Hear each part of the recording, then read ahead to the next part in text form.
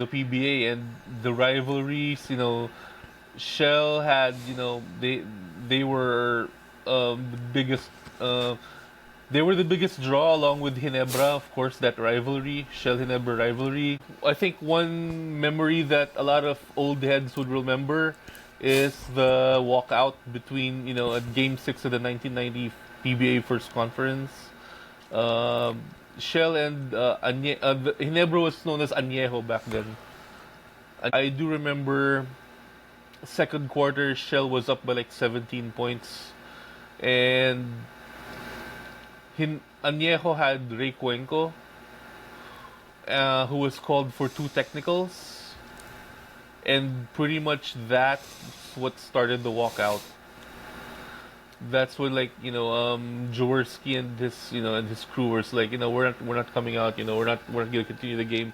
You guys are calling it, Shell's way. Right now in the PBA, this current iteration of the PBA, I don't really see that same pull that it used to have when we were young. Right? We were talking about the games and what fan of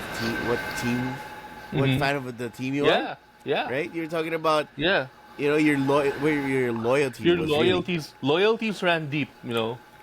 Loyalties ran deep in the PBA back then, and not just the 90s, but more so in the 70s when you had Toyota and Crispa, which were like the really bitter rivals, from back then. Loyalties run deep. And here's the thing. My uncle grew up in the Philippines around that time, and he was a fan of Toyota. We went to the States eventually. He stopped watching the PBA because at the time there wasn't a lot of PBA wasn't really broadcasting its games globally. Right. I came to visit the U.S. one day wearing an Alvin Patrimonio jersey. Oh. And then the first question he asked me, what happened to Toyota? Is Toyota still playing? Is Jaworski still playing? That's the kind of pull that the PBA used to have, right? When Filipino basketball heads talk about basketball, the PBA has always been at the forefront.